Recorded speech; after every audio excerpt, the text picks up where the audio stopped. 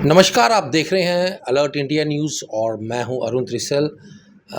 आज हम आपको एक ऐसे शख्स से मिलाएंगे जो परिचय का मोहताज नहीं है और पूरे जम्मू कश्मीर में लोग उनको बखूबी जो है वो जानते हैं। पेशे से प्लम्बर है पर समाज सेवा करने में पीछे नहीं हटते। हर जगह पहुंच जाते हैं जहां पे लोग उनको बुलाते हैं और जहाँ पर उनकी ज़रूरत होती है और ज़रूरतमंद लोगों के लिए वो हमेशा जो है वो खड़े रहते हैं, चाहे दिन हो, चाहे रात हो, धूप हो या बारिश हो, वो हमेशा लोगों के लिए खड़े रहते हैं। अच्छी बात है, लोगों की सेवा जो है वो करनी चाहिए और बड़े लोग जो हैं वो भी करते हैं। आज हमारे स्टूडियो में जिनका नाम अमीर चंद है वो हमारे साथ हैं। उनसे बात करेंगे कि समाज सेवा करना उनको कैसा लगता है और ये भावना उनके मन में कैसे आई। अमीर चंद जी, सबसे पहले तो आपका अलर्ट इंडिया न्यूज़ में के स्टूडियो में वेलकम है। धन्यवाद भैया, धन्यवाद। मुझे आप ये बताइए कि समाज सेवा करना आपके अंदर कैसे आया?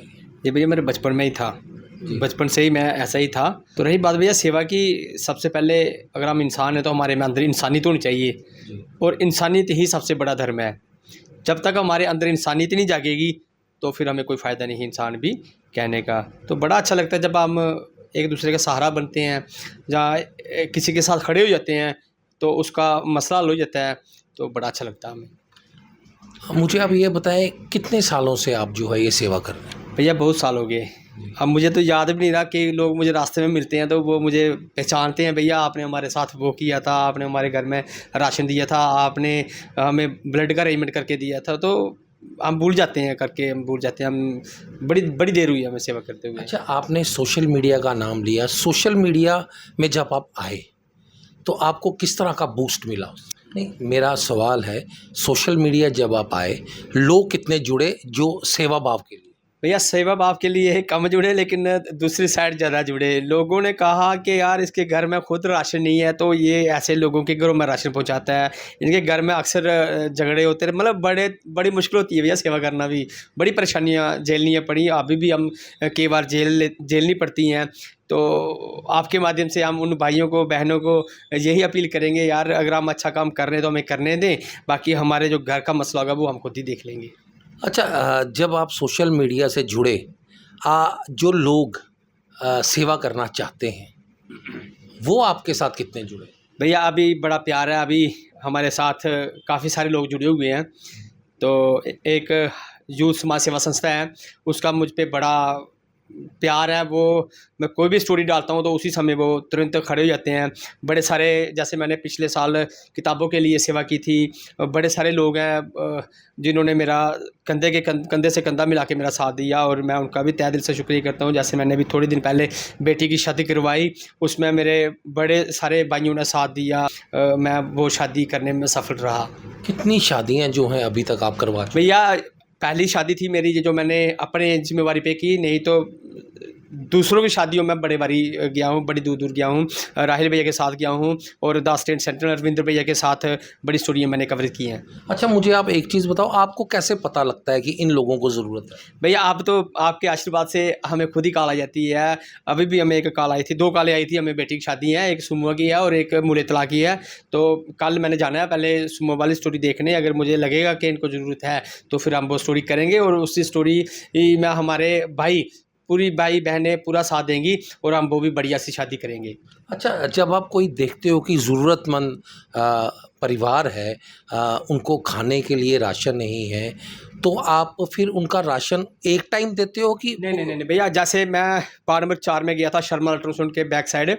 तो मुझे ऐसे भैया किसी की कॉल आई कि भैया यार वो लेडीज़ है, उसके घर वाले की डेथ हुई है और एक बेटी है उनकी, और उनके घर में खाने के लिए कुछ नहीं है।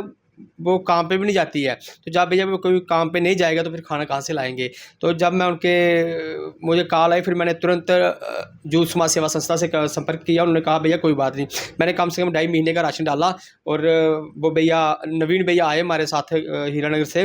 उनके घर में देखा और हमारी आंखों में पानी आ गया कि यार वाह मेरे इंसान, इतनी इतनी बड़ी बातें होती हैं, लेकिन जो माँ जिसके छत तो है लेकिन सिर पे पति का साया नहीं, और बेटी नौजवान बेटी है, तो खाने को कुछ नहीं था। जब हमने खाना दिया और हमने उनको बोला कि मेरी बहन कभी भी आपके घर में राशन नहीं ख़त्म होने देंगे, हम परमानेंट ही राशन लगा दिया उनके घर में।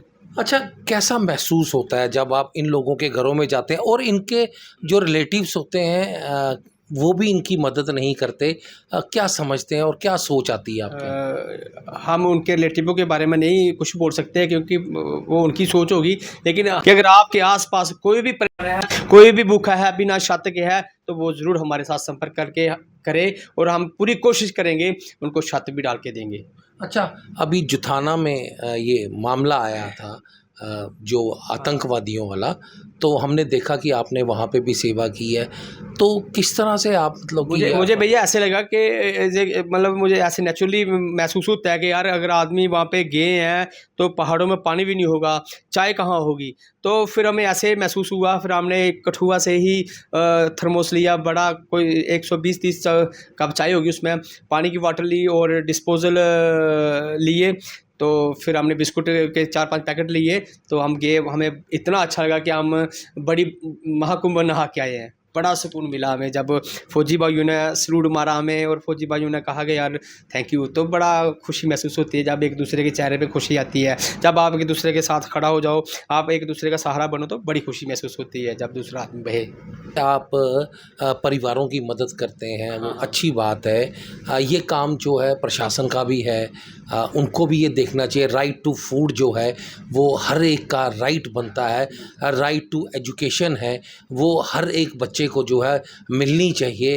तो क्या लगता है आपको? मैं कल की बात बताता हूँ आपको। कल जिस माँ की मैं बात कर रहा हूँ, उनकी बेटी 12th में, मैंने उसको बुकें दी थी 12th की, वो पढ़ने में बड़ी अच्छी थी, लेकिन उसके पिता बीमार थे, शायद 2 सब्जेक्ट रह गए थे, लेकिन उसने क्लियर कर लिए।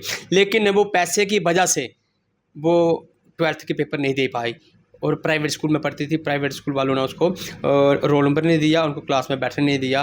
बड़ा दुख लगा हमें। ऐसे नारा चलता है बेटी बचाओ और बेटी पढ़ाओ, हर स्कूल में चलता है, और वो प्राइवेट स्कूल भी ऐसे प्रोग्राम करते होंगे कि बेटी बचाओ बेटी पढ़ाओ, रैलियाँ निकालते होंगे, लेकिन जिसके पिता सिर पे ना हो, उस बेटी को अगर क्लास में ना जाने दिया जाए तो वो बेटी कितना फील कर रही होगी। और वो बेटी ने जब मुझे बताया कि भैया मैं पढ़ने में ठीक थी, मैंने पास हो जाना था, लेकिन इस साल में पेपर नहीं दे पाई। मैंने बोला क्यों?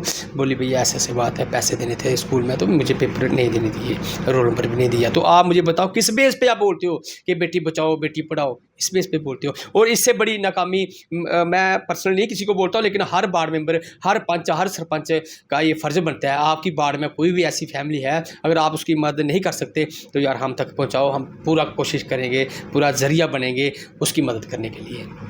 कैसा लगता है आपको जब आप ऐसे परिवारों से मिलते हो? कैसा फील होता है? बड़ी खुशी फील होती है जब उनके चेहरे पे खुशी आती है। हम पठानकोट भी गए थे अभी, तो बड़ी सुकून मिलता है जब उनका फ़ोन आता है कि भैया, बड़ी अच्छा लगता है कि जब वो आशीर्वाद देते हैं, मामे आशीर्वाद देते हैं, बुज़ुर्ग आशीर्वाद देते हैं, तो बड़ा अच्छा लगता है। और मैं उन सभी भाइयों का तहे दिल से शुक्रिया करता हूँ जो मुझे अपना आशीर्वाद देते हैं, जो मेरे पीछे खड़े हो जाते हैं, तो बड़ा अच्छा लगता है, बहुत खुशी महसूस होती है। और इसके साथ साथ मैं भैया ये भी कह देता हूँ, जिस स्कूल में मेरे बच्चे पढ़ते हैं, आप भी सोच रहे होंगे बच्चे प्राइवेट स्कूल पढ़ते हैं, भैया उस स्कूल ऋग्वेदा स्कूल मेरे बच्चे पढ़ते हैं, और ऋग्वेदा स्कूल के प्रिंसिपल का भी मैं तहे दिल से शुक्रिया करता हूँ। वो भी मुझे बेचारे परेशान नहीं करते पैसे के लिए, क्योंकि पैसा तो चाहिए, और बड़ा अच्छा लगता है जब आप काम करोगे, भैया आपका काम बोल लेगा। और अभी एडमिशन भी करवानी है, तो मेरे बच्चों के लिए भी बुकें नहीं है मेरे पास है। मैं आपको ये बताऊं, लेकिन मुझे भरोसा है उस पर कि मैं अगर जरिया बनता हूँ तो मेरा भी कोई जरिया बन जाएगा। अच्छा, आप मुझे बताइए कि जैसे रिज़ल्ट्स निकल रहे हैं, 10th वाले जो हैं वो 11th में जाएगा, वो 10th में चढ़ेगा, वो 12th में आएगा, जिन बच्चों के पास पैसे नहीं हैं या उनको किताबें लेने के लिए पैसे नहीं हैं, तो क्या उनकी मदद होगी? बिल्कुल होगी भैया। मुझे बच्चों के फ़ोन आ रहे हैं और बड़ी खुशी से फ़ोन कर रहे हैं, अंकल जी हमने आपने आपसे किताबें ली थी, हम अभी पेपर अच्छे हो गए हैं तो अब हम आ रहे हैं। मैं बच्चे कोई बात नहीं, वेलकम। तो अभी हम उनको बुक देंगे, हम अपने प्लेटफार्म फेसबुक पेज पे डालेंगे तो हमें कॉल आ जाएगी तो हम दे देंगे। तो आपने सुना, ये थे हमारे साथ अमीर चंद जी, और आपने इनकी जो समाज सेवा ये करते हैं उनकी खबर और उनकी आवाज़ जो है, और जो उनके अंदर उन लोगों के लिए दर्द पैदा होता है, वो आपने देखा है। और बड़े अच्छे तरीके से जो है ये समाज में काम करते हैं, और बच्चों की, लोगों की, उन परिवारों की मदद करते हैं। तो हम अपने चैनल के माध्यम से लोगों से ये गुहार लगाते हैं, अगर कोई भी किसी का ज़रिया बन सके तो वो उसको ज़रूर बनना चाहिए। और अमीर चंद जी के साथ ज़्यादा से ज़्यादा लोग जुड़ें और उन परिवारों की मदद करें जिनके पास खाने को कुछ नहीं है, रहने को छत नहीं है, पढ़ने के लिए बच्चों के पास किताबें नहीं हैं। तो उनकी मदद जो है वो करनी चाहिए। और अमीर चंद जो है उन लोगों के लिए एक ज़रिया बनते हैं। इनके साथ बहुत अच्छी टीम है जो काम करती है। मैं अपने चैनल के माध्यम से उस टीम को भी शुक्रिया अदा करना चाहता हूँ कि जो ऐसे लोगों की मदद के लिए सामने आते हैं। ऐसे समाज सेवी लोग जो हैं सरकार को आईना दिखाते हैं, और सरकार को भी सोचना चाहिए कि अगर हम लोग अच्छे तरीके से काम करें तो इन लोगों को ऐसा काम करने की ज़रूरत ना पड़े। बातें तो बहुत बहुत होती हैं, बहुत बहुत मीटिंग्स होती हैं, बड़े बड़े बजट जो हैं वो रखे जाते हैं, पर जिन चीज़ों की ज़रूरत होती है वो सरकारें नहीं करती हैं।